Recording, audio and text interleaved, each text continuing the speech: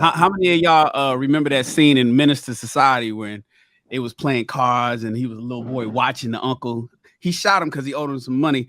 Did y'all all grow up and have it like that? You just looking and seeing your uncles and calling you, "Come here, boy," and your pops is playing dominoes. Like, when's the last time you played dominoes? When last time y'all motherfuckers played spades and had 7 books? I don't remember the last time I played spades, man. But I hear what you guys are saying, Louis. I You played saying domino recently. Spades that's was what just last. keep playing. Keep playing. Poker nights, dominoes, spades. Keep getting with people as often as you can. But I was thinking about what Sir Hale said, Louis. You're saying when grandma died, everybody dispersed, then it wasn't really a family. That's really what Sir Hale is saying. If it was really a family when grandma was here, then it should be a family after she's gone. Western culture has really spread across the the planet. You know what I'm saying? Like, I mean, you could go to Glasgow in Poland and it's the same exact thing. You know what I'm saying? I've spoken to people from who are out here who came from there, and I just think that today, it's a completely different time. And I do agree with the sentiment that we value money first before family. And I think that, you know what I'm saying, the family has to come first, or the family mindset has to come first before the money. And I understand that, we need money in order to, put ourselves in an economical, favorable position. But I think that there is no longer this sense of community or what that looks like. I know we brought up before like the nuclear family, but let's be very honest. The nuclear family is very isolated. It's not really attached to the extended family where you have other members of your family helping out in other aspects of your life, especially when you have children. That's crazy today. That's crazy that's going down today. Like family reunion, they don't even do that no more. Yeah. Go ahead, Louis. Yeah, it's funny you say that, Shane. I was actually on Clubhouse. I was actually talking to a sister, and she was like, "Yo, we haven't had a family reunion ever since Big Mama died. Ever since Big Mama died, we haven't had a family reunion." And I asked, I was like, "Oh, how long ago was that?" She's like, "It's been 8 years." So it took one member of your family to reunite and bring everybody together. That was the glue. The matriarch. See, I disagree with that. See, this is what I've seen. Like, and I'm with you. I was up with you until that last part. I think that we say grandmamas and big mamas. Big mama was the glue. No, I think what happened was everybody loved Big Mama. So when we came for gatherings, there was no family. They were all there because of Big Mama. This is why fathers are important. A lot of mothers keep kids coming back to them. Fathers build families. There's a very big difference. So if you notice this, the reason why we cry so much about fathers, their absence, and that there aren't any families, we giving Big Mama too much credit. Thank God she was there.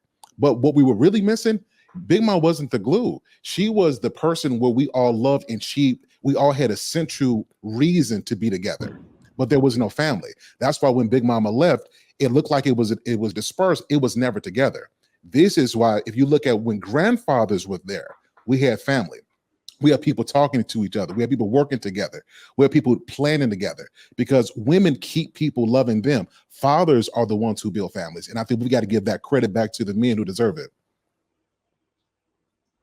Yo, Sir Hill, real talk. Now I have a personal story that really goes with that, because every summer when I was in Chicago, because my mom was a single mom, so every summer in Chicago, I would always go to Mississippi to stay with my my grandmother and grandfather, and my father really wasn't around. But being around my grandfather, which is to your point, was the thing that made me want to have a family. Now, when I was younger and coming up younger, that was something that I actually desired and wanted. I was actually working towards it, went to school thinking about it, all kinds of stuff. But then it was like maybe senior year and different things like that. It's like, and I wasn't around him as much. And remember when I mentioned those uncles, those crazy uncles of mine, and the ones that would sneak me a drink or sneak me some weed, or You know what I'm saying? And we go kick it, and then they be like, get in this car with me, boy, let's roll. And then I see some stuff they ain't had no business seeing. That's when that desire came out of me. So I heard you guys mention community. Lewis, that's dope what you said about community. That's actually, to me, it should be community over culture. It should definitely be community over culture. This is why. Because community can be the dude that's next door. Community can be your uncles, all those people that could speak into your life that you're going to listen to more. But the culture today is what y'all watching me on right now. And if you look at the culture right now, looking at these phones and these screens and all this stuff, man, it's everybody going to be sowing wild oats. Ain't nobody really going to be doing what we're talking about right now. So, yeah. How many of y'all remember that scene in Minister Society when they was playing cards and he was a little boy watching the uncle? He shot him because he owed him some money. Did y'all all grow up and have it like that? You just looking and seeing your uncles and calling you, come here, boy. And your pops is playing dominoes. Like, when's the last time you played dominoes? When the last time y'all motherfuckers played spades and had 7 books? I don't remember the last time I played spades, man. But I hear what you guys are saying, Louis. You saying domino recently? Spades. That's what just last. Keep playing. Keep playing. Time. Poker nights, dominoes, spades. Keep getting with people as often as you can. But I was thinking about what Sir Hale said, Louis. You're saying when Grandma died, everybody dispersed. Then it wasn't really a family. That's really what Sir Hale is saying. If it was really a family when Grandma was here, then it should be a family after she's gone. If it's not a family when she's gone, then was she really the glue? Or was it really even a family? But well, go ahead, JR. Let me ask you, gentlemen. One, I want to ask this last question, and I'll land.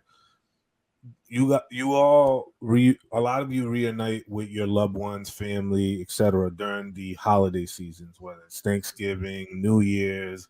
Used to. Are you asking us, or because that's what I'm saying? Because now we just go to Facebook. Are any of you currently doing that as is? You know what I'm saying? Okay. Yeah. So, what was the question again? What are we doing? So I asked the question: are any of you uniting around the holidays for Thanksgiving, Christmas, New Year's?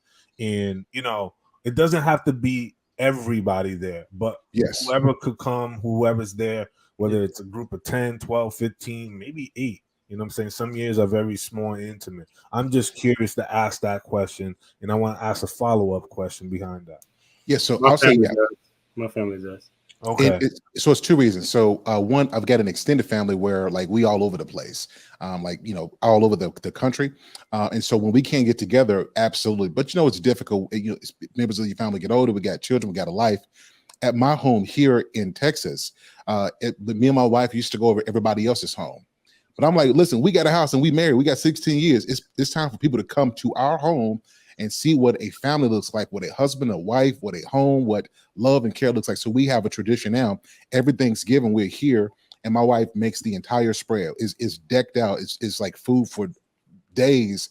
We have so much here. So yes, we start that tradition, and we're doing it because we didn't have it and we need it. Yeah. So what's the number one thing that you guys talk about?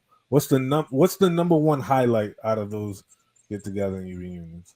That right there will be the catalyst for what I'm about to ask next. What is the number one thing that you guys talk about? We prayed to the Lord that these calories don't stick. So I was like, the number one thing. Hope this mac and cheese don't stick. So for us, for us, it's like it's been for us. It's every Christmas. Where my family, we would, my grandmother had 8 kids. So each one of the families would have to put on a particular event, such as a concert or poetry or something like that. So it would be pretty much like a stage play, so to speak.